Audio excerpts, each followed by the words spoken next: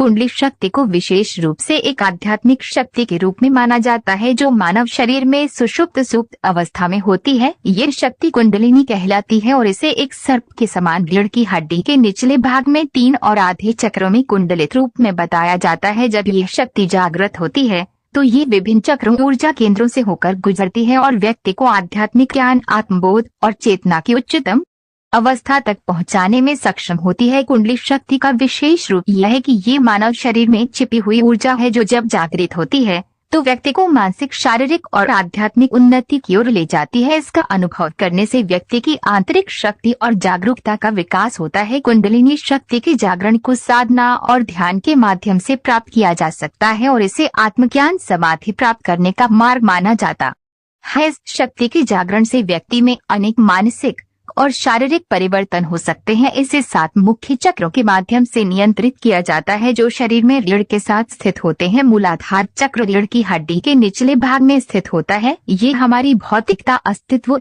और सुरक्षा से जुड़ा है। स्वाधिष्ठान चक्र यह जननांग क्षेत्र के पास स्थित होता है और हमारी रचनात्मकता और यौन ऊर्जा का स्रोत होता है। मणिपुर चक्र ये नाभि के पास होता है और शक्ति, आत्मविश्वास और इच्छा शक्ति का केंद्र माना जाता है। अनाहत चक्र ये हृदय के पास स्थित होता है और प्रेम, दया और भावनात्मक संतुलन का प्रतिनिधित्व करता है। विशुद्ध चक्र ये गले में स्थित होता है और संवाद, सच्चाई और आत्म अभिव्यक्ति का केंद्र होता है। आज्ञा चक्र ये भौहों के बीच स्थित होता है और अंतर्ज्ञान, ज्ञान और मानसिक स्पष्टता से जुड़ा होता है। सहस्त्रार चक्र ये सिर के ऊपर स्थित होता है और आत्मज्ञान, ब्रह्मांडीय चेतना और परमात्मा से संबंध का केंद्र है। जब कुंडलिनी शक्ति जागृत होकर मूलाधार से सहस्त्रार तक की यात्रा करती है तो व्यक्ति को अद्वितीय आध्यात्मिक अनुभव प्राप्त होते हैं। इसे ध्यान और योग के उच्चतम स्तर पर प्राप्त किया जा सकता है। हालांकि कुंडलिनी जागरण का अनुभव हर व्यक्ति के लिए भिन्न हो सकता है और ये प्रक्रिया अत्यधिक सावधानी से की जानी चाहिए क्योंकि इससे सही मार्गदर्शन और समझ की आवश्यकता होती है। कुंडलिनी जागरण का अचानक या अनियंत्रित होना मानसिक और शारीरिक अस्थिरता का कारण बन सकता है, इसलिए इसे एक योग्य गुरुवार या मार्गदर्शक के निर्देशन में ही किया जाना चाहिए। कुंडलिनी शक्ति जागरण के फायदे और चुनौतियां दोनों ही हो सकते हैं और इसे सही ढंग से समझना बहुत महत्वपूर्ण है। इसके आगे कुछ प्रमुख पहलुओं को विस्तार से समझते हैं। कुंडलिनी जागरण के लाभ। आध्यात्मिक जागरूकता। कुंडलिनी जागरण से व्यक्ति की आत्म जागरूकता और आध्यात्मिक दृष्टिकोण का विस्तार होता है। ये व्यक्ति को अपने भीतर के सत्य और जीवन के उच्चतम उद्देश्य से जुड़ने में मदद करता है। मानसिक स्पष्टता और बुद्धिमत्ता। जब कुंडलिनी चक्रों से गुजरती है तो ये मानसिक स्पष्टता, ज्ञान और अंतर्ज्ञान को बढ़ाती है। व्यक्ति अधिक सजग और केंद्रित महसूस करता है और उसे कठिन से कठिन समस्याओं का समाधान सहजता से मिल सकता है। ऊर्जा का संचार।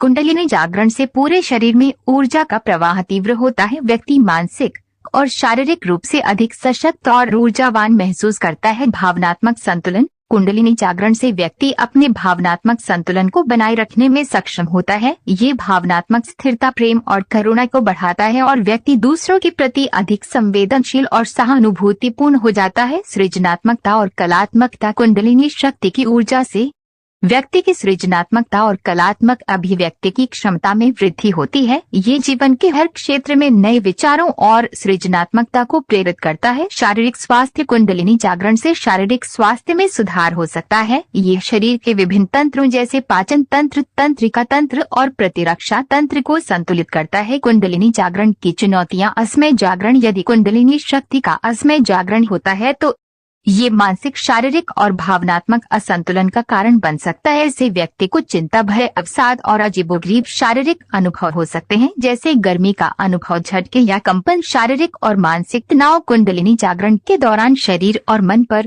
तीव्र दबाव महसूस हो सकता है। कभी कभी व्यक्ति को असहजता, बेचैनी या मानसिक तनाव हो सकता है। भावनात्मक उथल पुथल। कुंडलिनी जागरण के दौरान व्यक्ति को पुरानी भावनात्मक समस्याओं का सामना करना पड़ सकता है। ये अतीत की भावनाओं को सतह पर लाकर आ सकता है जिससे व्यक्ति को मानसिक और भावनात्मक चुनौती महसूस हो सकती है। अनुभवों की समझ। कई बार कुंडलिनी जागरण के अनुभव इतने अजीब और गहरे होते हैं कि व्यक्ति को यह समझने में कठिनाई होती है कि क्या हो रहा है। इसके लिए गहनात्मक चिंतन और सही मार्गदर्शन की आवश्यकता होती है। कुंडलिनी साधना के लिए सावधानियां। योग और ध्यान। कुंडलिनी शक्ति को जगाने के लिए विशेष रूप से योग और ध्यान की मदद ली जाती है, लेकिन ये प्रक्रिया धीरे धीरे और संतुलित तरीके से करनी चाहिए। गुरुवार का मार्गदर्शन। कुंडलिनी साधना एक गहन और संवेदनशील प्रक्रिया है जिसके लिए एक योग्य गुरुवार का मार्गदर्शन अत्यंत आवश्यक है। सही गुरुवार के बिना इसे अकेले करने से जोखिम हो सकता है।